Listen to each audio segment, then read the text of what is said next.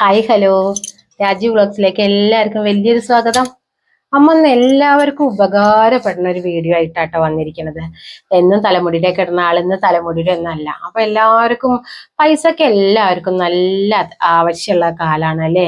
ഇന്ന് ഏതിനെ പോണ പൈസ വരല് ഒരുപാട് വഴികളിൽ കൂടെ നമ്മളെ വീട്ടിലേക്ക് വരുന്നുണ്ട്. പക്ഷെ തങ്ങി നിൽക്കണില്ല അല്ലേ. രാവിലെ പൈസ മാത്രമേ വേണ്ടൂ. ഒരു പഠിക്കുന്ന കുട്ടി ഉണ്ടെങ്കിലും ഒരു വയസ്സായ അച്ഛനമ്മ ഉള്ള വീട്ടിലാണെങ്കിലും എന്തെങ്കിലും ഒരു അസുഖം വന്നാലും ഒക്കെ അല്ലേ നമ്മളെ കയ്യിൽ പൈസ നിലനിൽക്കണുണ്ടാവില്ല. പൈസ വരുന്നുണ്ട് പറഞ്ഞിട്ട് കാര്യമില്ല. അത് ഏതിയെ പോണെന്ന് ആർക്കും അറിയില്ല. അങ്ങനെ ചെലവായി കൊണ്ടിരിക്കുന്ന ഒരു കാലാണ് അല്ലെ. അപ്പൊ നമ്മളെ വീട്ടിലേക്ക് പൈസ നന്നായി വന്ന അലമാറയില് നമ്മൾ പൈസ വെക്കുന്ന പാത്രത്തിൽ നിറഞ്ഞിരിക്കാൻ കേട്ടോ. ചെലവ് വേണ്ടതല്ല, വരവിനേക്കാൾ കൂടുതൽ ചെലവാകുമ്പോൾ അതൊരു ബുദ്ധിമുട്ടാണ് അല്ലേ.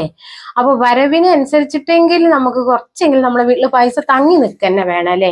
നാളത്തേക്ക് പിന്നെ നാളെ വന്നിട്ട് വേണം പൈസ എന്നുള്ളൊരു വിചാരം ഒരുപാട് പേർക്ക് അല്ലെ. ഒരു വിഷമാണ് അല്ലെ. പൈസ പറയുന്നത് കേട്ടിട്ടില്ലേ അല്ലെ.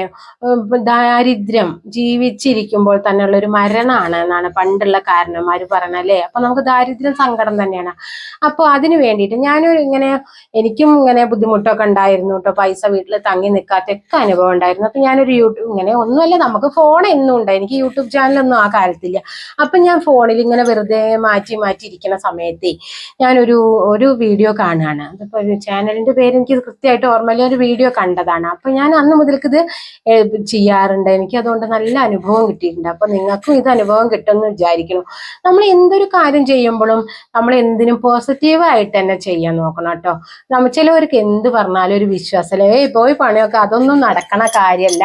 വെറുതെ വായേ തോന്നിയത് പറയാണ്. നിങ്ങൾക്ക് എന്താ അധ്വാനിച്ച് ജീവിച്ചൂടെ ഇങ്ങനെയൊക്കെ പലവരും ചോദിക്കുന്നുണ്ട്. കുട്ടികളെ നിങ്ങൾ ആലോചിച്ച് നോക്കണം. നമ്മളെ ഭൂമിയിലെ നെഗറ്റീവ് ഉണ്ടെങ്കിൽ പോസിറ്റീവ് ഉണ്ട് അല്ലേ.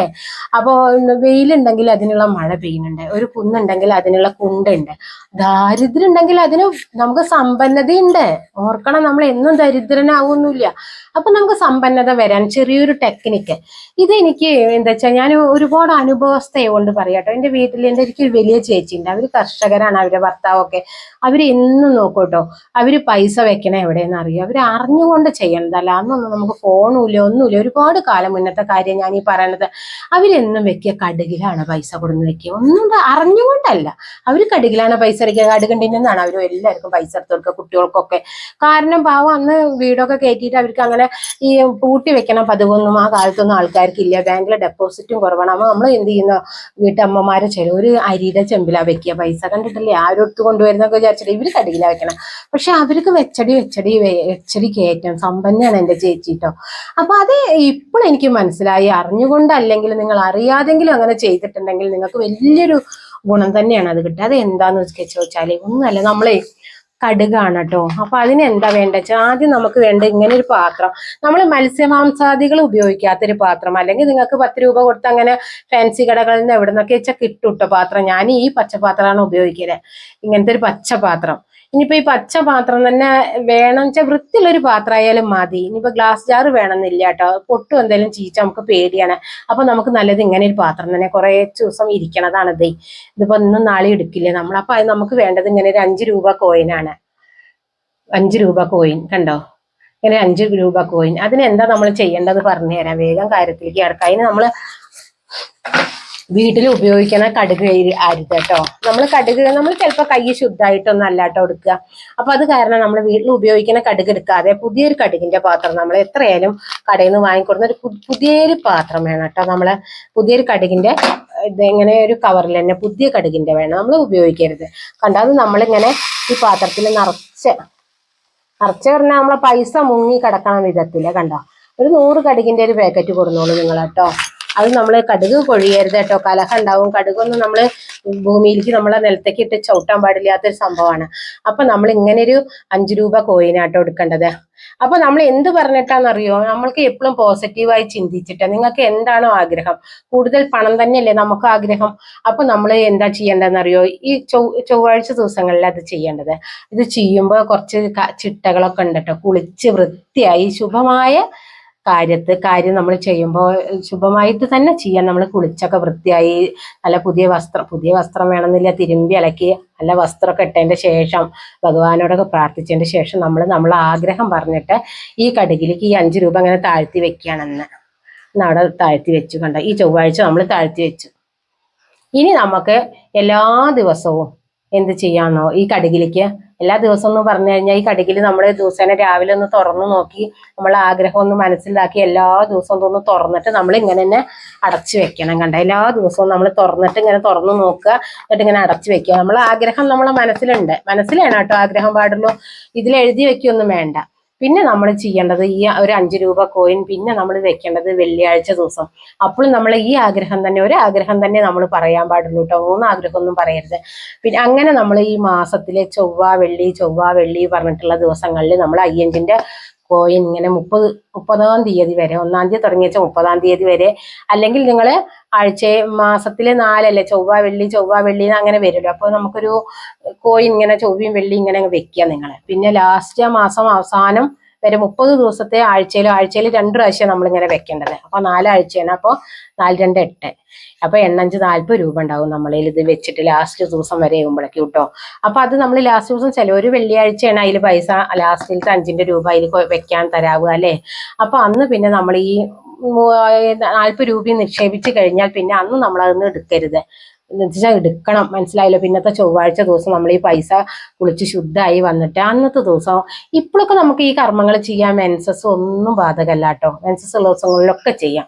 പക്ഷെ ഇത് ലാസ്റ്റ് ദിവസം നമ്മൾ എടുക്കണ ദിവസം നമുക്ക് മെൻസസ് ഒന്നുള്ള സമയത്ത് എടുക്കരുത്. കാരണം ഈ പൈസ നമ്മൾ സത്യം പറഞ്ഞു കഴിഞ്ഞാൽ ദാനധർമ്മം ചെയ്യണം എന്നാ പറയുന്നത്. ഈ 40 രൂപ നമ്മൾ ദാനധർമ്മം ചെയ്യണം, അല്ലെങ്കിൽ നമ്മൾ അടുത്തുള്ള അമ്പലത്തിലെ ഭണ്ഡാരത്തിൽ കൊണ്ടുപോയി നിക്ഷേപിക്കാം. അതിനൊന്നും പറ്റില്ല, അടുത്ത അമ്പലമില്ല, ആർക്കും ദാനധർമ്മം ചെയ്യാൻ അത്ര ഇതില്ല എന്നുള്ള ആൾക്കാരെ ഇത് എന്ത് ചെയ്യണം, പുണ്യാഹം എന്ന് പറഞ്ഞാൽ നമ്മൾ റോസ് വാട്ടർ കളിക്കുക ഈ പൈസ നമ്മളെ കയ്യിലെടുത്തിട്ട്. അല്ലെങ്കിൽ നമ്മൾ എന്ത് ചെയ്യണം എന്നറിയോ, പിന്നെ ഇത് ഉപ്പ് മഞ്ഞപ്പൊടി ഇട്ട വെള്ളം എന്തിലെങ്കിലും ഈ 40 രൂപ നമ്മൾ ശുദ്ധാക്കിയിട്ട് നമുക്ക് എടുത്തിട്ട് വീണ്ടും ഈ കർമ്മം ചെയ്യാൻ ഉപയോഗിക്കാം. അപ്പൊ നമ്മൾ ഈ കടുക് നമ്മൾ ഉപയോഗിക്കുന്നില്ല.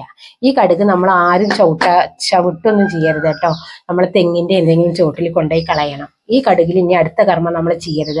അപ്പൊ ഈ 30 ദിവസത്തിന്റെ ഉള്ളിൽ നിങ്ങൾ വിചാരിച്ച കാര്യം നടന്നിട്ടുണ്ടാവും കേട്ടോ. നിങ്ങൾ വിചാരിച്ച കാര്യം നടക്കാതിരിക്കില്ല. ഒരുപാട് വലിയ ആഗ്രഹങ്ങൾ നിങ്ങൾ പ്രാർത്ഥിക്കാതിരിക്കുക. അതുപോലെ തന്നെ പിന്നെ ഒരുപാട് നമ്മൾ നെഗറ്റീവായി ചിന്തിച്ചിട്ട് ചെയ്യാതിരിക്കുക. പോസിറ്റീവായിട്ട് എനിക്കിത് നടക്കും തന്നെ നിങ്ങൾ വിചാരിക്കുക. അപ്പൊ 30 ദിവസത്തിന്റെ ഉള്ളിൽ നിങ്ങളുടെ ആഗ്രഹം നടന്നിരിക്കും. പിന്നെ എന്താ വെച്ചാല്, പിന്നെ നിങ്ങളിത് ചെയ്യണ സമയത്ത് രാവിലെയാണ് ഈ കർമ്മം ചെയ്യാൻ ഏറ്റവും നല്ലത് കേട്ടോ. രാവിലെ 6 മണിയുടെ 7 മണിയുടെ ഉള്ളിലാണ് അത് എപ്പോഴും നമ്മൾ ഈ പൈസ ഇതിൽ വെക്കാൻ നല്ലത്. അത് നല്ല ശുഭ സമയമാണ്. അപ്പൊ നമ്മൾ എടുക്കണ ദിവസം രാഹു സമയത്ത് എടുക്കാൻ പാടില്ല. രാഹുകാലത്ത് നിങ്ങൾ എടുക്കരുത് കേട്ടോ. അപ്പൊ നമ്മൾ രാഹു ഇല്ലാത്ത സമയത്ത് വേണം ഇതിന്ന് പൈസ എടുക്കാൻ. നമ്മൾ 40 രൂപ ഉണ്ടാവില്ല അത് എടുക്കാൻ. ഇപ്പൊ നിങ്ങൾക്ക് ഇതൊക്കെ ഏകദേശം മനസ്സിലായി എന്ന് വിചാരിക്കുന്നു അല്ലെ. എനിക്ക് നിങ്ങളോട് പറഞ്ഞ് ഫലിപ്പിക്കാൻ, ഞാൻ ചെയ്തിട്ടുള്ള കാര്യം ആവുകൊണ്ട് ഇങ്ങനെ പറഞ്ഞു തരികയാണ്. നമ്മൾ ചെയ്ത കാര്യം നമ്മൾ ചെയ്തത് ഞാൻ ചെയ്തത് ഇങ്ങനെയാണ്. അപ്പൊ എനിക്കിതുകൊണ്ട് ഫലം കിട്ടിയിട്ടോ. ഞാൻ ചെറിയൊരു കാര്യം ആഗ്രഹിച്ചിരുന്നു. എല്ലാവർക്കും യൂട്യൂബൊക്കെ ഉള്ള കാലമാണ്. എനിക്കൊരു യൂട്യൂബ് ചാനലില്ല. അപ്പൊ എനിക്കൊരു ആഗ്രഹം ഒരു യൂട്യൂബ് ചാനൽ തുടങ്ങിയാലോ എന്ന്. അപ്പൊ ഞാൻ ഇത് ചെയ്തിട്ട് എനിക്ക് 1 മാസത്തിന്റെ ഉള്ളിൽ എനിക്ക് യൂട്യൂബ് ചാനൽ തുടങ്ങാൻ പറ്റി. അപ്പൊ എനിക്ക് ആഗ്രഹം നടന്നു കിട്ടിയല്ലോ. അങ്ങനെ ഒരുപാട് വലിയ ആഗ്രഹം ഒന്നല്ല വിചാരിച്ചത് വേണ്ടല്ലോ. അപ്പൊ നിങ്ങളും നിങ്ങളുടെ ആഗ്രഹം മനസ്സറിഞ്ഞ് പ്രാർത്ഥിച്ചോളൂ, ഇങ്ങനെ പൈസ നിക്ഷേപിച്ചോളൂ. നിങ്ങൾക്ക് സാധിക്കണ പോലെ എന്താ പൈസ കൊണ്ട് ചെയ്യാൻ പറ്റിയാച്ചാൽ അത് നിങ്ങൾ ചെയ്തോളൂ.